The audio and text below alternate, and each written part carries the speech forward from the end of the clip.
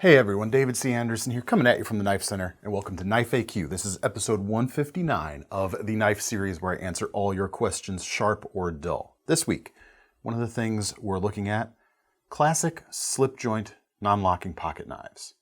Do they actually have a place in the modern everyday carry environment? Let's check it out.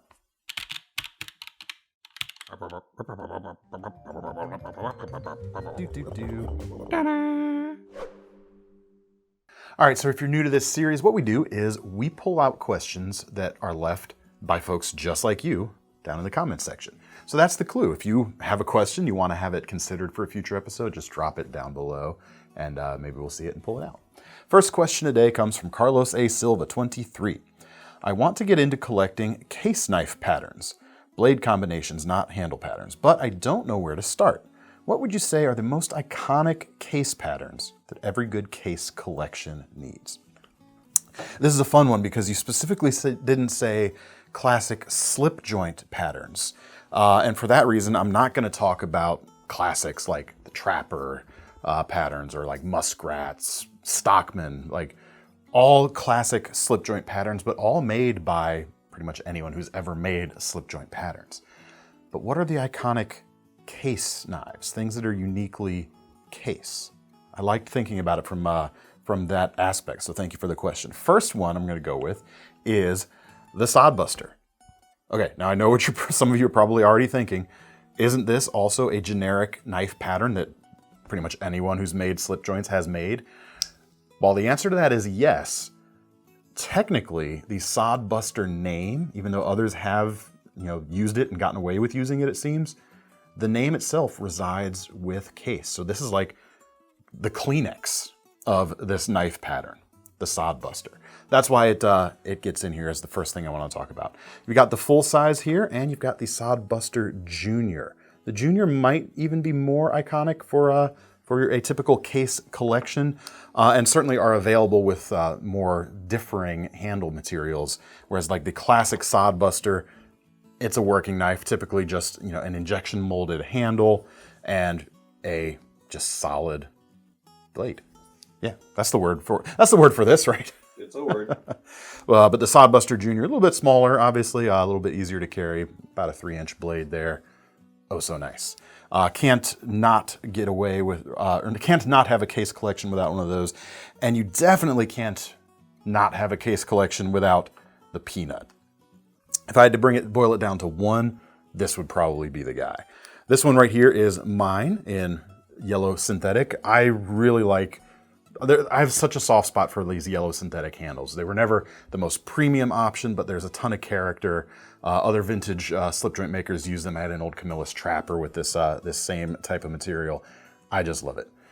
The Peanut, it's small, it's diminutive, but you've still got two blades, a clip point and a pen blade, and still somehow manages to be way more useful than its small size would ever lead you to think it would be. You've got a bit of a serpentine pattern to the handle right here. Yes, other companies made small knives with similar blade arrangements, but the Peanut is case all the way. Definitely got to have one of those, or more than one. That's the beauty of it. Nut case, peanut case. Peanut's not a nut. Legume. The other one, unfortunately, we didn't have one here on filming day on the shelf, but the Seahorse Whittler. We'll leave a picture of the one we got up here. Thomas can leave it up there as we talk. For how long? The duration of this part of the segment? How long's that gonna go? The more questions you ask, the longer it will go. Seahorse Whittler is a pattern unique to case. You've got the big Wharncliffe blade on one side, two smaller, a coping and a pen blade on the opposite side. Just such a cool pattern that stands apart from a lot of some of the other stuff out there. So definitely check that out. And then a couple of locking knives I think should make the list, and not necessarily like the modern flippers that we're talking that Case is coming out with, or even their Bridgeline series, which is very cool and making waves right now. I think like at the crux of your question, if you're thinking about starting a case collection, it's all about like the classic case feel. There are some lockers that do that though. For instance, the Copper Lock series. You've got two sizes, a larger and a smaller. They've got a bit of a canoe style shape to one end of the handle, although they don't carry that through to the back. Long clip point blade, mid-mounted back lock, tons of different patterns and handle covers available. I mean, not patterns. So cool. Nice, thin, slicey blades. They really do, I think, more than any other knife pattern or like modern traditional, these really do carry the soul of a classic slip joint, yet they have the safety and convenience of a lockback mechanism. So that's pretty cool. And one more locking mechanism in my current obsession blade material, the yellow bone option here, the Rust Lock. This is a one-hand opening liner locking case knife. Before like early 2000s this came out, I'm trying to remember exactly. But you've got a tab here at the back that opens up kind of like you would open a friction folder typically. So you can do that one-handed operation, and yet you have a liner lock there for safety and security. Very cool stuff. I'd say that's my list. That's where I would recommend starting if you want some iconic case knife patterns. Hard to go wrong with these 5, for sure. Next question comes from Tyler T. Hansen. T stands for the. It's Tyler the Hansen. That's what we're going to go with anyway. Has anyone requested the least tactical, least intimidating knife ever? It seems like anything with a satisfying one-hand deploy, be it flipper or thumb stud or spider hole, scares non-knife people, as does anything all black or tactical looking. So I have a Victorinox Cadet in my pocket most days, but I'd love a slightly beefier dedicated blade, either fixed or folding, that I can use with one hand that is also as supremely non-threatening as possible to the most skittish muggles out there. This is always fun to think about. First off, like you've already gone with like my stock first answer, and you're asking me to go a step beyond it, so that's fun. Swiss Army knives so often get just a pass. They're so iconic. Classic looking case knives like these we just looked at are another great option, but they don't satisfy the one-hand opening you're looking for and the slightly beefier thing I think you're looking for. I will say that, if you're worried about like the most skittish, muggles out there, no matter what you pull out to cut, you're probably like, nothing's going to be 100% under the radar here, except maybe like a Victorinox Classic, a Swiss Army Knife Classic SD, something like that. But I have some options here to check out. You didn't mention whether you wanted this to supplement your Cadet or replace. I have options for both. We'll go with the replacements first. Multi-tools, I think, still hold the best way forward for you, but it's got to be the right multi-tool, right? Check out, we'll stay in the Victorinox family first. The Rescue tool could be a really good option. Look at those yellow handles. We already know I like yellow handles, right? But this is a $115 knife these days, so it's not inexpensive, but you've got easy one-hand opening, a beefier blade than your Cadet without being something that's too chunky. Serrations there out near the front, and other multi-tool stuff. So you wouldn't necessarily need to carry your Cadet in this case. You've also got this window saw right here designed to work on tempered glass like windshields and that sort of thing. You may not need that day to day, but I'm sure you'd find some other uses for that. A hooked serrated blade. You've also got, where is it? There it is, the bottle opener / pry bar / screwdriver tip. That is also locking. It shares the same liner as the blade itself. They both lock off of that liner. You've got a window punch as well, toothpick and tweezers, Phillips head on the back, as well as Victorinox's nice awl. There's like, all of this just screams like EMT type of stuff. It doesn't scream tactical. And this is one you might even be able to get away with carrying on your belt in this particular belt sheath that they supply. That looks like 0% tactical, right? Pull that bright yellow knife out of something like this. They've probably already clocked this on your hip and had time to like process what's going on. I don't think it would be that surprising or that intimidating for this to come out, except again for like the most absolute most skittish folks out there. That could be an option. The other one that comes to mind, about double the price here, unfortunately, is like the Leatherman Arc.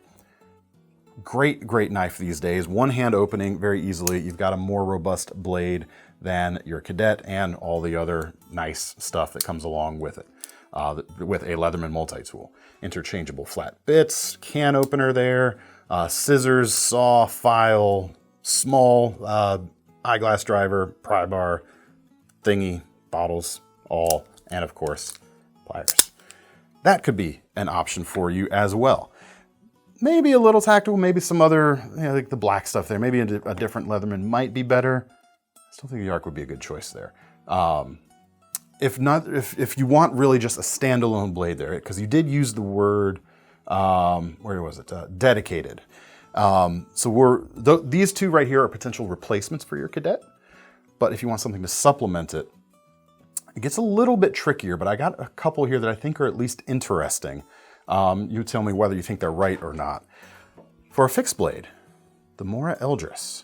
This is the light duty right here, but don't let that name fool you. 23 bucks, Sandvik. I believe this is 14C28 on these. I know they used that on the compound ground versions. This might be 12C27. I'm not sure. But in either case, it's not a distinction that's going to make a huge difference. You can still put this knife, despite the light duty name, to some fairly aggressive stuff because of that nice, thick, chunky handle right there. And pretty non-threatening, I would say. The color certainly helps. This is the mint green version. And there's no sort of pocket clip or anything like that on the sheath, but you could very easily slip this into your pocket. It'd be completely hidden and out of the way.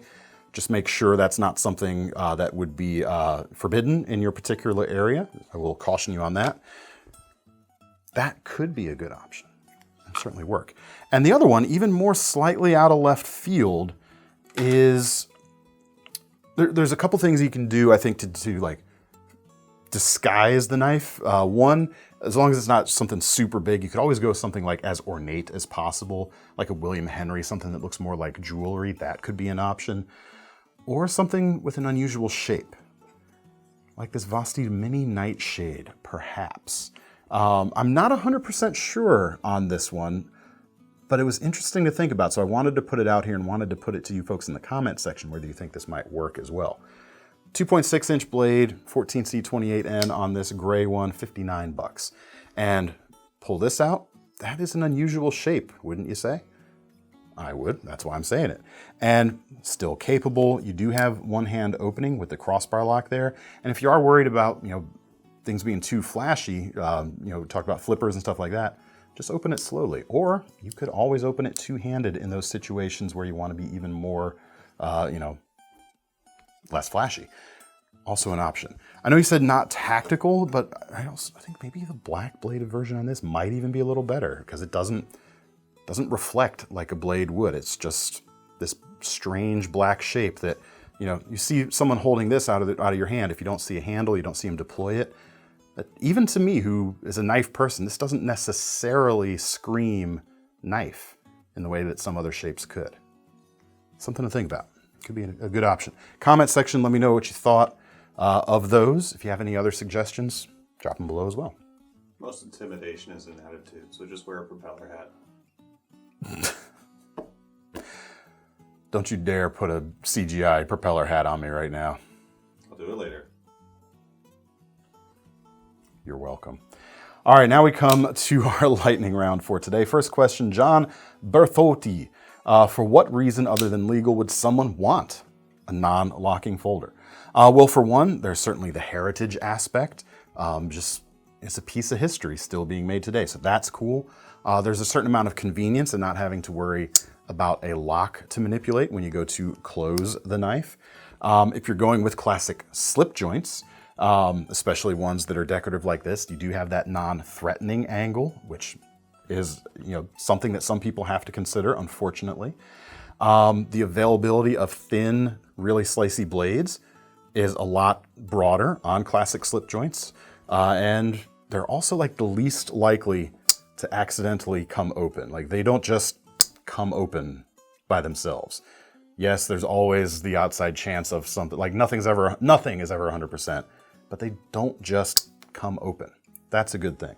Other non-locking things, not just slip joints, the one sort of functional thing that I think is pretty cool about them is it makes you concentrate on your cut a little bit more closely.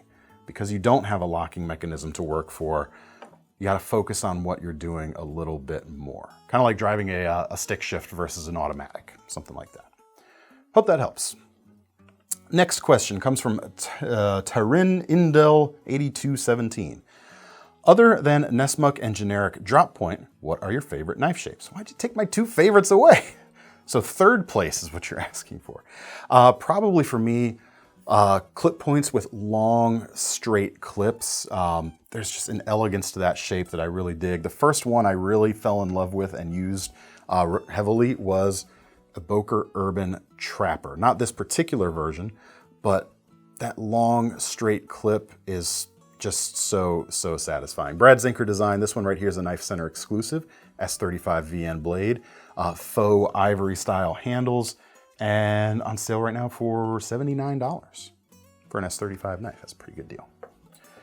Next question in the lightning round. What is the best way for an everyday home cook to sharpen knives? I do not trust myself with a whetstone on my VG10 type knives.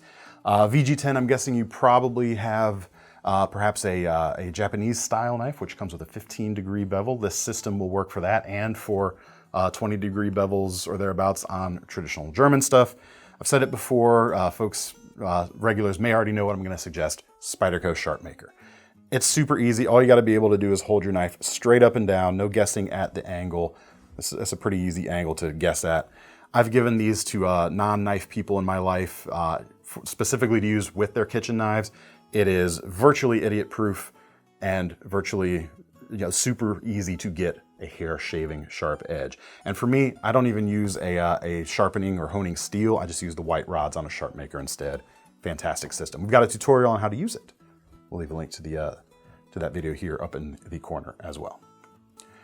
And now we come to our final question of the day, which is, of course, our most serious question of the day, which comes from Dean C. 2322. Since my fat pug does not have opposable thumbs, what knife should she choose? Proud of how you tolerate your coworkers, Thomas. It's expected at this point. It's funny that you think he's tolerating us. I have an answer for you. It is a very serious answer. Without the thumbs, you need a dog leg jack, such as this custom Enrique Pena. I mean, yes, it's expensive. It's about $1,400, but doesn't your pug deserve the best? And there's a reason they don't call it the dog thumb. It's the dog leg. How's that work for you? That's all we have for today, folks. Keep leaving your questions down in the comments, including, of course, your most serious questions. We always have fun answering those. Let me know what you thought of the suggestions here. Are there any particular case patterns that you think should have been included in the iconic case collection there? What about some other supremely non-threatening options for our friend who needs something to either go with or replace his Victorinox Cadet? Drop them down in the comments below. If you want to get your hands on any of these knives, you can check out the links in the description. Those will take you to KnifeCenter.com, where don't forget about our long-running Knife Rewards program, because, as I like to say, the least thing we can do for you when you buy one of our knives today is give you some free money to spend on your next one. I'm David C. Anderson from the Knife Center. That's Thomas behind the camera, and we are signing off. See you next time.